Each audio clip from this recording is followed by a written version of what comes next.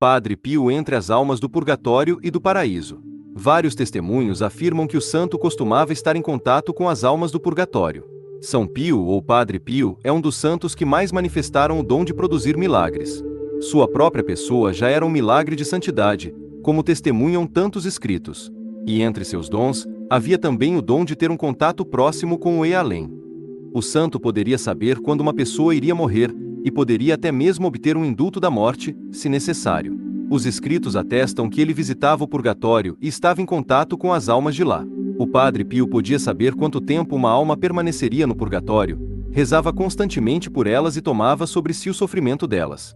Estes são alguns dos testemunhos que atestam estes dons do santo.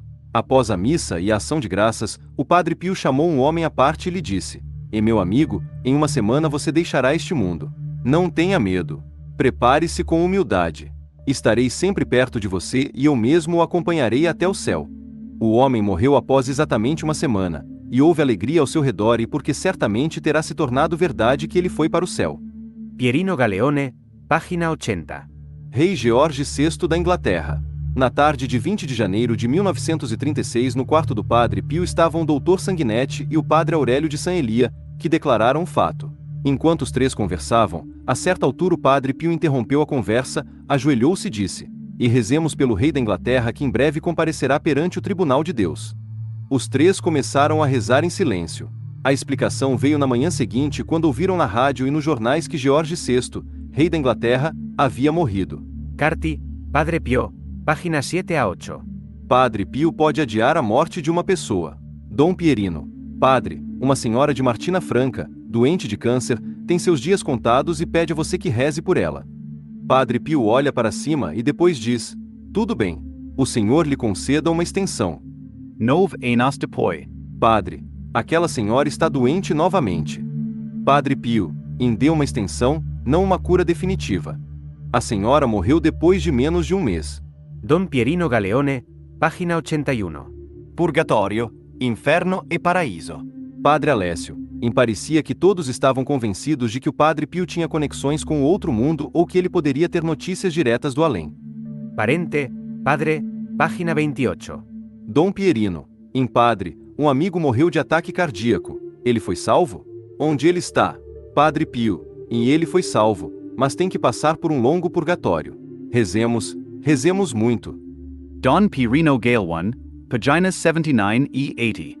Alberto de Apolito contou que o bispo Alberto Costa, bispo de Melfi, em 1922, enquanto conversava com o Padre Pio, perguntou-lhe se ele já havia visto uma alma do purgatório. O Padre Pio respondeu: "Já vi tantas que não me assustam mais." Parente, Padre, 129. A senhora Biruli de Serignola perguntou: "Padre, não pode me dar uma ideia do purgatório?"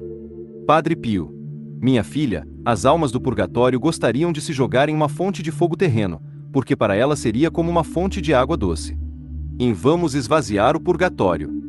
Cleonice Morcaldi, My Life, página 285. No inferno, fui até lá entre aqueles infelizes, e Deus me fez sentir as dores que os condenados sofrem. Cleonice Morcaldi, My Life, página 285. Padre Pio tinha o dom de saber se uma pessoa já estava no céu, e de poder acompanhar as almas ao céu.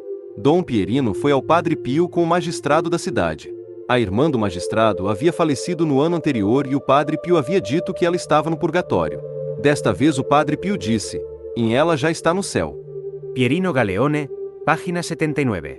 Ana Tremigliuzzi completou seu curso de enfermagem em Nápoles e permaneceu lá para exercer sua profissão por 2 anos. O Padre Pio a chamou para San Giovanni Rotondo para trabalhar no novo hospital Casa Solievo. Ela tinha 22 anos de idade. Após alguns anos, ela contraiu a epidemia asiática e morreu. Todos na família estavam perturbados e pensavam que ela ainda poderia estar viva se não tivesse deixado Nápoles. O Padre Pio disse à irmã Vincenza: "Irmã Diana, e onde você acha que sua irmã está, nós a mandamos para o céu." A irmã Vincenza começou a repetir para si mesma: quem sabe o que teria sido de minha pobre irmã se ela tivesse ficado em Nápoles."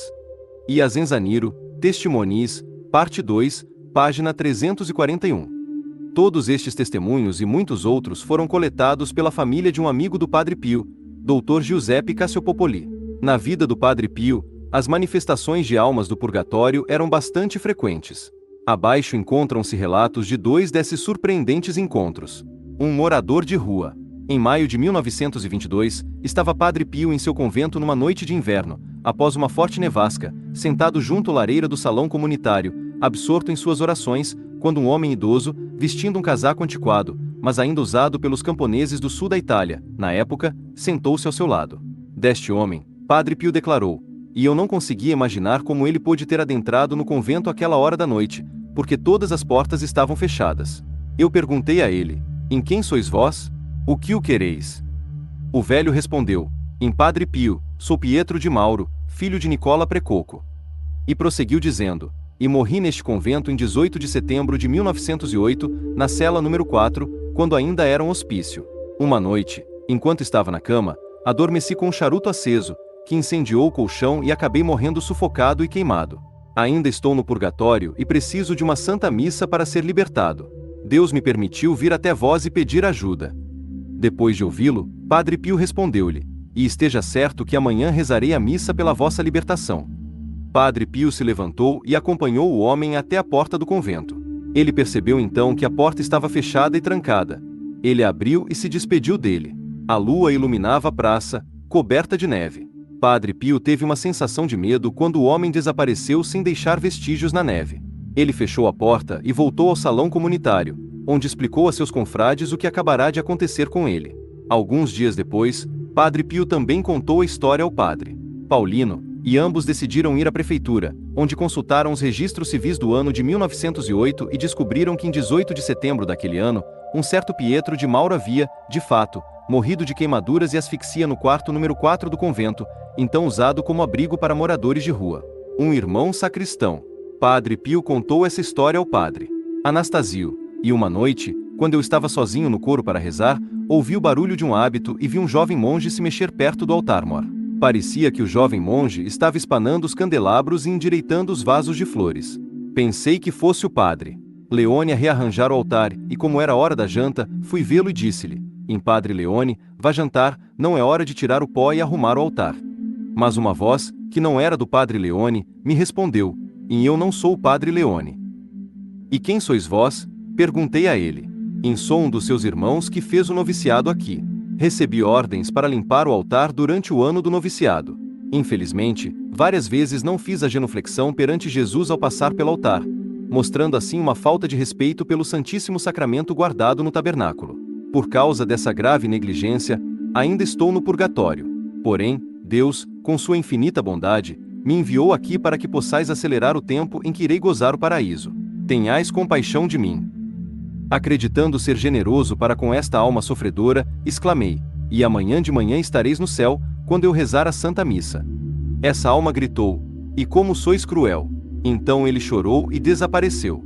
Essa queixa produziu uma ferida em meu coração que senti e sentirei pelo resto da minha vida. De fato, eu poderia ter enviado imediatamente aquela alma para o céu, mas condenei-a a permanecer mais uma noite nas chamas do purgatório. Essas são apenas algumas incríveis histórias sobre São Padre Pio.